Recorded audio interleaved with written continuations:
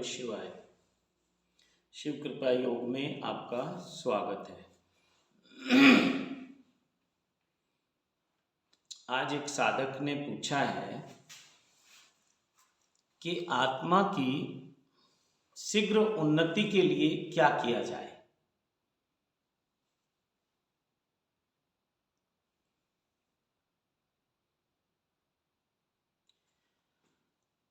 तो सबसे पहले तो आपको गुरु धारण करना चाहिए। उसके बाद गुरु के प्रति पूरी श्रद्धा और निष्ठा रखनी चाहिए।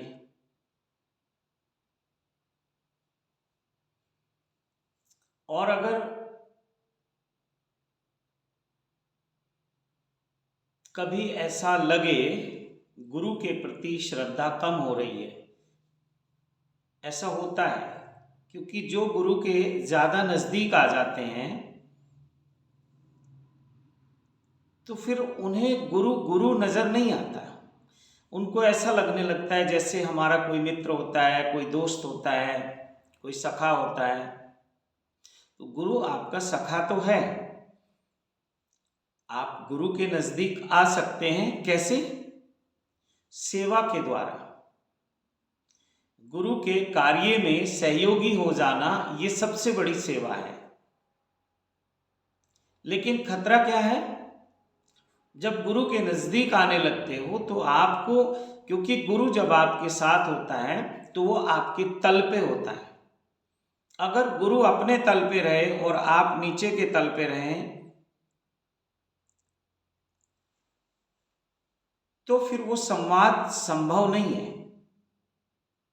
तो गुरु को हमेशा नीचे आना होता है। तो खतरा क्या है कि वो शिष्य ये देखने लगता है कि गुरु तो मेरे जैसा ही है, या कभी कभी वो ये भी देखता है कि गुरु तो कुछ कुछ कार्यों में मैं श्रेष्ठ हूं और गुरु तो कुछ करता ही नहीं है। बहुत बार जो गुरु अब इन चीजों से आगे निकल चुके हैं तो वो देखते हैं कि आरती पूजा भी नहीं करते, कोई ऐसा कर्म कांड नहीं करते, तो उन्हें लगता है इनसे अच्छे तो हम हैं। ये कमरे से बाहर आते हैं 8 बजे, 9 बजे, 10 बजे, तो अक्सर ऐसा लगता है गुरुजी तो अपना सो रहे हैं और हमें बोल दिया कि प्रातः जल्दी साधना करनी है, ब्रह्म मुहूर्त में करनी है, सूर्य उगने से पहले करनी है, या कोई टाइम निश्चित कर दिया और उनको लगता है कि इनका अपना कोई टाइम ही नहीं है। हमें तो बता रहे हैं लेकिन खुद नहीं कर रहे।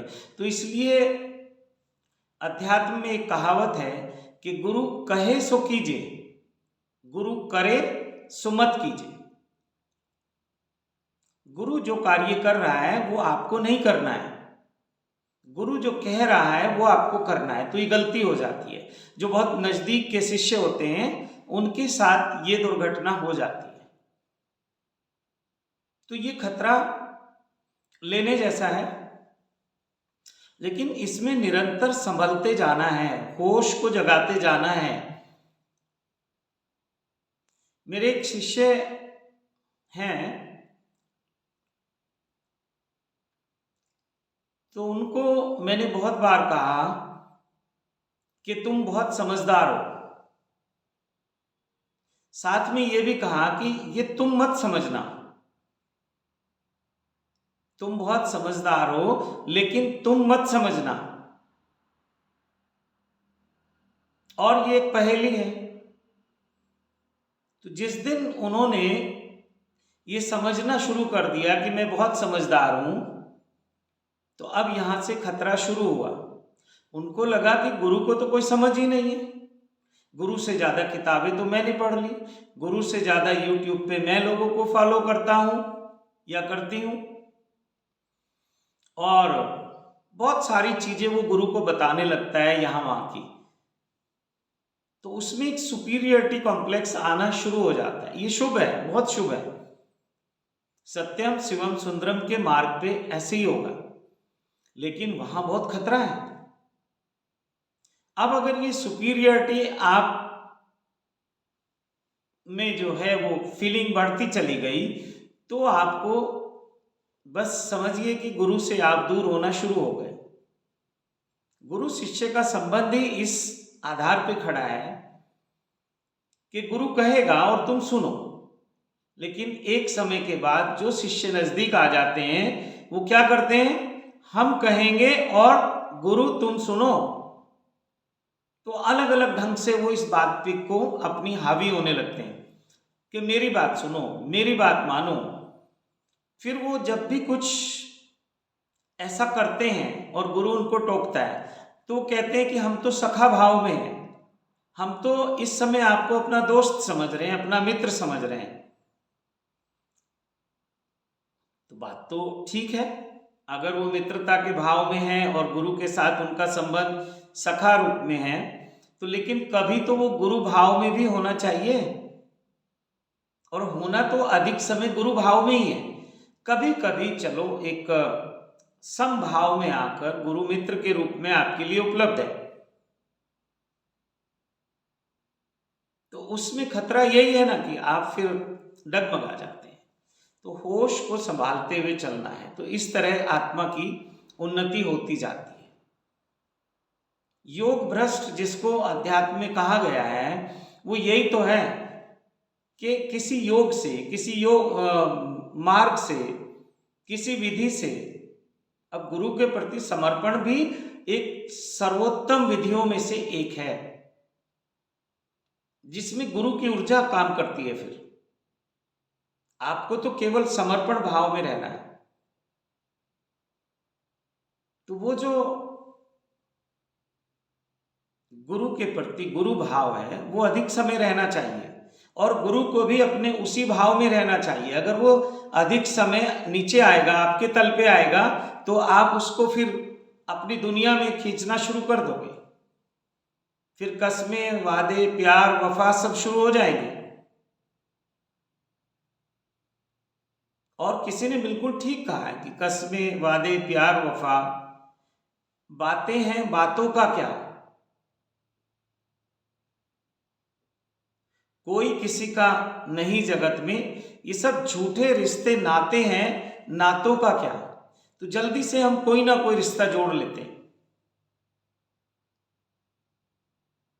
गुरु के साथ बहुत जल्दी रिश्ता जोड़ लेते हैं, लोग भगवान के साथ रिश्ता जोड़ लेते हैं, लेकिन फिर उनकी ग्रोथ नहीं होती, क्योंकि वो हमेशा गुरु को या अपने इष्ट को अपने तल पे देख पाते हैं, उससे ऊपर कभी देख ही नहीं पाते हो। और मैं कह रहा हूं कि मूड से मूड गुरु भी आपसे उच्च अवस्था में हो सकता है। उल्टा जितना दिमाग वाले लोग हैं उनके लिए ये यात्रा थोड़ी कठिन है, मुश्किल है। तो आत्मा की उन्नति के लिए सबसे पहला तो गुरु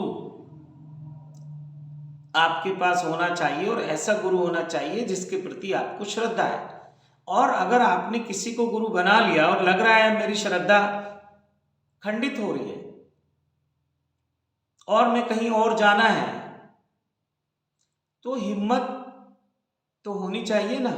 तो गुरु से बात करो, संवाद करो, क्योंकि गुरु तो आपके लिए दोस्त भी है और गुरु तो आपके लिए गुरु भी है। तो आपके लिए बहुत सुविधा है कि आप अपने तल पे भी बात कर सकते हो, और गुरु आपके तल पे आके भी समझ सकता है और ऊपर के तल पे जाके भी आपको समझा सकता है। फिर भी बात समझ ना आए तो गुरु से मुक्ति का आशीर्वाद लो, उनसे कहो कि मैं आपसे मुक्त होना चाहता हूं या चाहती हूं। और सच में अगर गुरु है तो वो बहुत खुशी खुशी कहेगा आपको कि जाओ, फिर कभी आपका मन हो तो लौट के आ जाना, दरवाजे खुले हैं। तो इस तरह से यात्रा होती है, और जब जब आप गुरु बदलते हो तब तब आप एक बार को फिर नीचे आते हो। ऐसा बहुत कम होता है कि जहां तक आपने समझ लिया उसके आगे का गुरु मिल जाए, फिर वहां तक समझा तो उसके आगे का गुरु मिल जाए, ऐसा बहुत कम होता है। ज्यादातर यही होता है कि हर गुरु फिर अपने ढंग से तुम्हें चलाने लगता है, और अगर तुमने कुछ समय किसी गुरु के अनुसार चले हो और फिर कोई दूसरा गुरु अपने अनुसार चलाए, तो ये तो बहुत बड़ा आपकी एक समय आपने जो वहाँ लगाया था वो तो आपको डाउन आना पड़ेगा, नीचे आना पड़ेगा। और अगर पुराने गुरु की प्रशंसा, पुराने गुरु की याद आपको आ रही है और आप उसको जाहिर कर रहे हो, तो वो गुरु आपको पसंद नहीं करेगा। वो कहेगा जाओ फिर उसी गुरु के पास जाओ, अगर वो गुरु इतना ही अच्छा था तो मेरे पास क्यों आए। और ये 100% बात है कि जब आप किसी से दूर होते हो तो उसकी अच्छाइयाँ आपको याद आने लगती हैं, उसकी बुराइयों से भी आपको प्रेम होने लगता है। और जीते जी दूर होना एक बात है, लेकिन जब शरीर से कोई दूर हो जाता है तो देखते हैं उसके क्या क्या गुण हमें याद आते हैं, कितनी कितनी हम बातें करते हैं, लेकिन जब वो गुरु शरीर में है तो आपको बात समझ नहीं आएगी। ये साधक का दुर्भाग्य है। तो गुरु को अगर समझना है, गुरु को अगर पीना है, गुरु को अगर जीना है, तो आपसे जब गुरु शरीर में है तब ये कार्य कर सकते हैं, वरना इतनी उच्च अवस्था में आप नहीं है कि आप अशरीरी गुरु को अपने साथ कम्युनिकेट कर पाए। हाँ, गुरु चाहे तो आपसे कम्युनिकेट हो जाता है। तो ये कुछ तरीके हैं। दूसरा, जो भी आपकी साधना है, ध्यान है, जप है, तप है, अनुष्ठान है, किसी भी विधि से आप साधना कर रहे हैं उसको कंटिन्यू रखें। मैंने कहा ना कि गुरु कहे सो कीजिए, गुरु करे सो मत कीजिए। अब गुरु नहीं कर रहा है कोई कर्म कांड तो आप तो करिए, लेकिन आप देखते हैं कि गुरु तो करता नहीं है और हमसे करवाता है। ये खतरा है। जब ये सवाल उठने लगे तो आपकी श्रद्धा खंडित होने लगी। गुरु किस अवस्था में रहता है आपको क्या मालूम है। गुरु से जब भी आपका संवाद होगा तभी होगा जब वो आपके तल पे उतर आएगा, उस तल पे आके कुछ बोलेगा, आपको अच्छा लगेगा, वरना वो वहां की बात करेगा, आप यहाँ की बात करते हो तो बात बनेगी नहीं, कम्युनिकेशन नहीं होगा। तो ये सब कुछ तरीके हैं अपनी पूजा पाठ, जप तप, अनुष्ठान, ध्यान, साधना, समाधि, ये कंटिन्यू करते रहना चाहिए। दूसरा एक जो मैं संक्षेप में बता दूं, वीडियो तो ये बहुत लंबी होती जाएगी, हो सकती है, लेकिन आप लोगों की लिमिटेशन है, 1-2 मिनट से ज़्यादा कुछ देखते नहीं है, ठीक है, अच्छा है वो भी। दूसरा, जब आप शरीर छोड़ के एक आत्मा के रूप में यहाँ से गमन करते हैं तो उस समय कितने लोग आपके पीछे आपको याद करते हैं, आपके नाम का स्मरण करते हैं, आपको स्मृति में रखते हैं। इससे आपकी आत्मा जब ब्रह्मांड में होगी तब भी आपकी गति होती रहेगी। ये लोगों की जो ऊर्जा, भाव, श्रद्धा, ये सबसे आपकी गति होगी। तो ऐसे कुछ कर्म करने पड़ेंगे। मेरे जैसे व्यक्ति को तो कोई याद रखेगा नहीं, तो ऐसे कुछ कर्म करने पड़ेंगे आपको। और सही मायने में जो संत समझ जाते हैं इस दुनियावी खेल को, वो ये चाहते भी नहीं कि हमें कोई याद करे, वो बहुत ज्यादा अपनी छाप छोड़ना भी नहीं चाहते।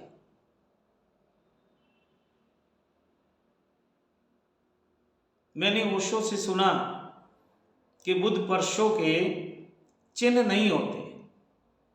चिन्ह नहीं मतलब वो कुछ छोड़ के नहीं जाते अपना, जैसे पक्षी आकाश में कोई चिन्ह नहीं छोड़ता और उड़ जाता है।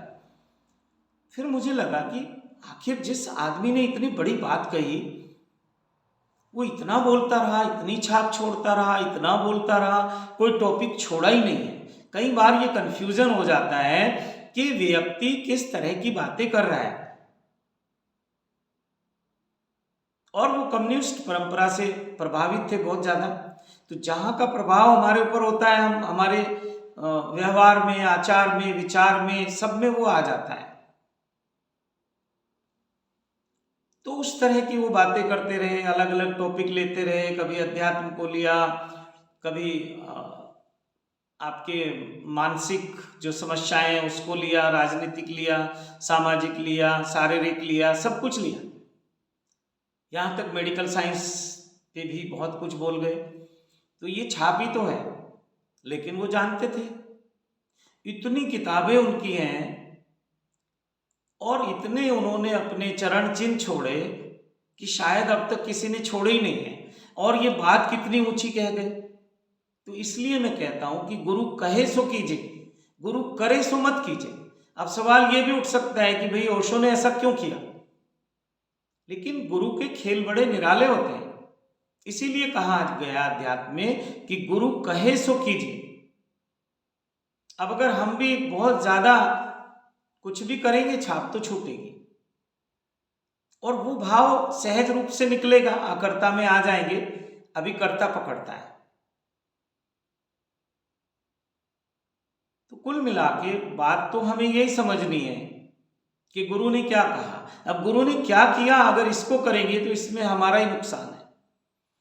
तो ऐसा कुछ करना चाहिए कि आपकी मृत्यु के बाद भी लोग आपको याद करें, स्मरण करें, एक श्रद्धा रखें, और आपकी जो बुराइयां हैं वो इतनी गौण हो जाएं कि उन पे कोई ध्यान ही ना दे। जब जब शरीर में आप होंगे, कुछ शुभ होगा, कुछ अशुभ होगा, कुछ श्रेष्ठ होगा, कुछ निकृष्ट भी होगा।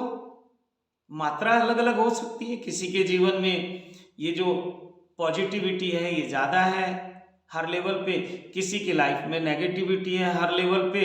तो ये सबका अपना अपना है।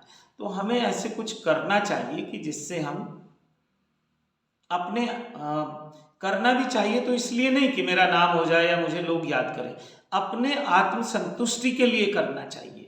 अब ये आवाज भी अंदर से आएगी, आत्मा से आएगी, कि आपकी आत्मा को कैसे एक सुख मिलता है, एक सुकून मिलता है, संतोष मिलता है, क्या करने से मिलता है, तो वही करिए।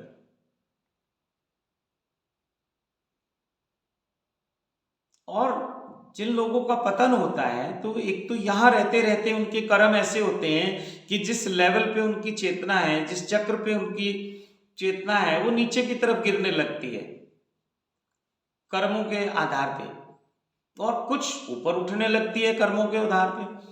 लेकिन मृत्यु के बाद भी जिस आदमी को जितनी गालियां मिलेंगी, जितनी निंदा मिलेगी, जितना उसके बारे में लोग उफ करेंगे, उतना ही वहां भी उसकी गति होती है, अधोगति हो जाती है, नीचे की तरफ गति हो जाती है। तो आत्मा को उन्नत करने के लिए सबसे पहले तो इस शरीर में रहते हुए जो भी जप तप अनुष्ठान ध्यान साधना जो आपका मार्ग है, अपने गुरु के मार्गदर्शन में स्टेप बाय स्टेप आगे बढ़ते रहो, बाहर की दृष्टि में भी और भीतर की भी। तो 3 ही कदम की यात्रा है, जपा अजपा और ओमकार।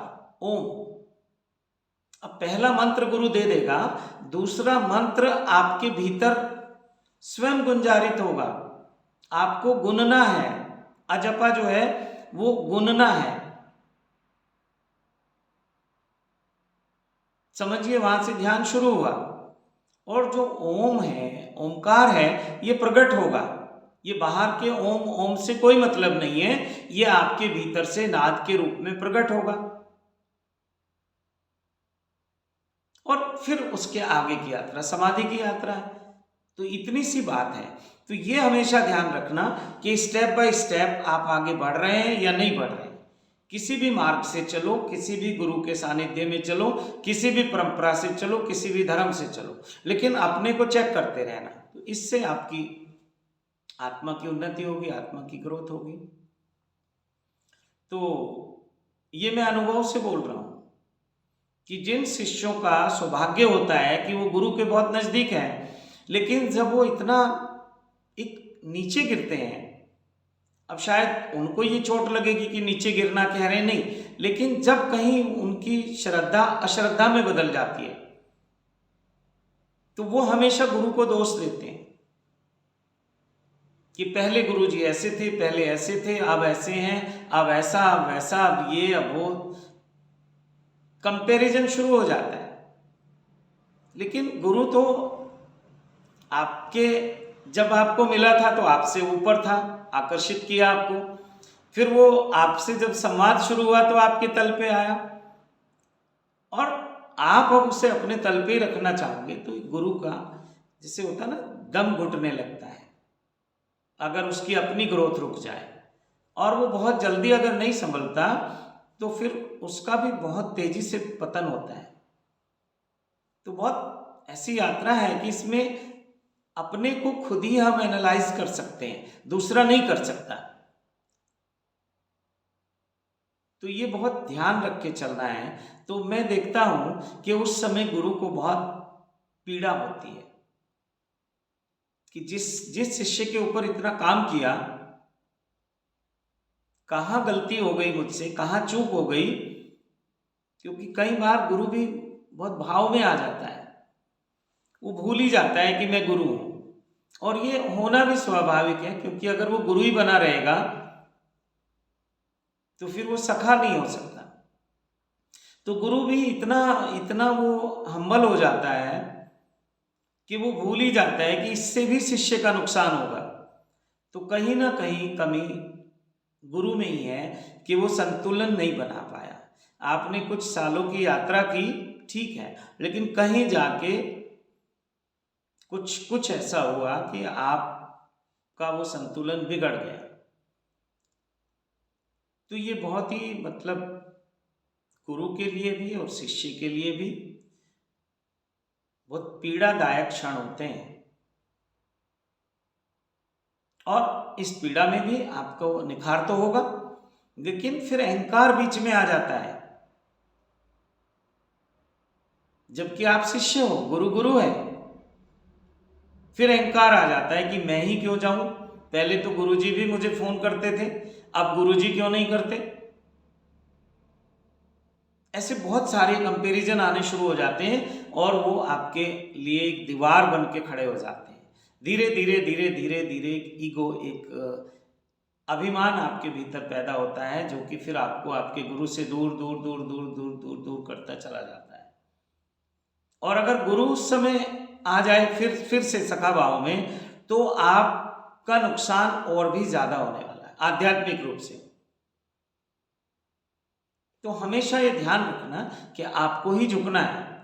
अगर गुरु गलत है तो भी आपको झुकना है, और गुरु ठीक है तो भी आपको झुकना है, क्योंकि ये आपकी दृष्टि है ठीक और गलत की।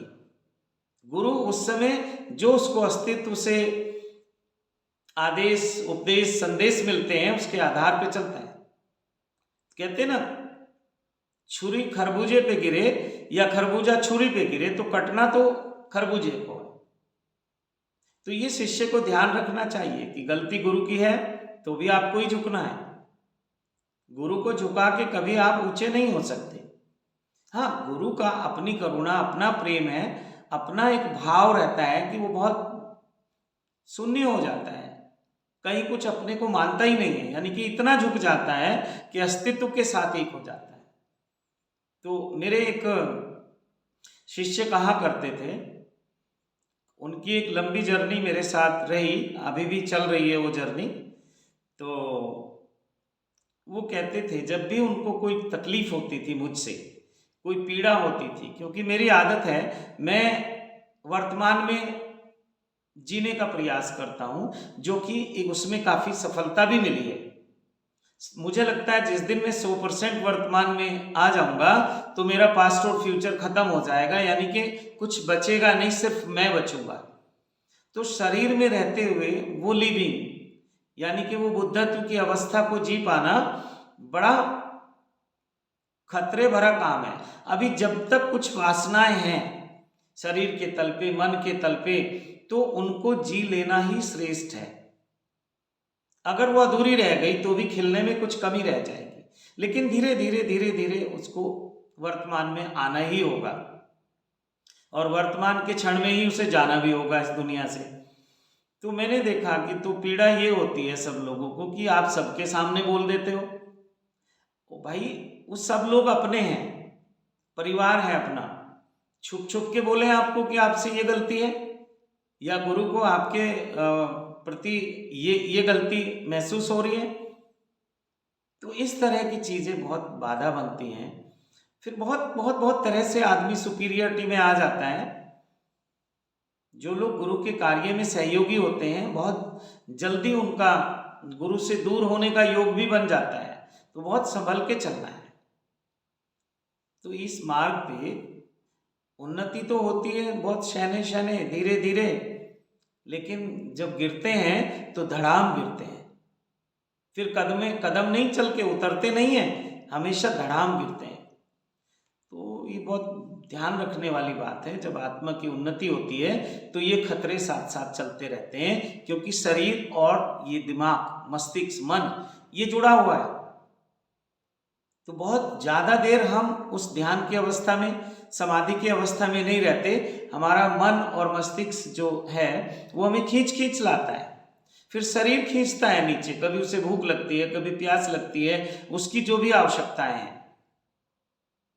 फिर मन कहता है कि मुझे सजना है, संवरना है, भोजन करना। ये तरह तरह के मन के खेल हैं। ये बुद्ध पुरुषों के साथ भी होते हैं, बल्कि ज़्यादा होते हैं। तो इससे भी श्रद्धा खत्म होती है कि अरे गुरुजी तो 4 बार चाय पीते हैं, हम कितने श्रेष्ठ हैं, हम तो चाय पीते ही नहीं। तो इस तरह से फिर वो आकलन करने लगता है, गुरु को देखने लगता है। बहुत जल्दी कोई भी शिष्य गुरु के साथ पारिवारिक होना चाहता है और फिर वो कंपैरिजन में आ जाता है, क्योंकि गुरु के प्रति उनकी श्रद्धा है। गुरु का जो परिवार है उनके प्रति कोई श्रद्धा नहीं है, और वो सुपीरियरिटी में रहते हैं कि हम तो गुरु परिवार से हैं। ये मैं सांसारिक परिवार की बात कर रहा हूँ। एक आध्यात्मिक परिवार भी होता है, उसमें भी ये समस्या खड़ी रहती है कि कौन सुपीरियर है। तो ये बहुत सारे खतरे भी हैं। तो लेकिन ये खतरे हैं, ये मार्ग है, इसके बिना और कोई रास्ता नहीं है जाने का। तो इसी के साथ वाणी को विराम देता हूँ। फिर कभी कुछ भाव होगा तो आपसे बात करूँगा।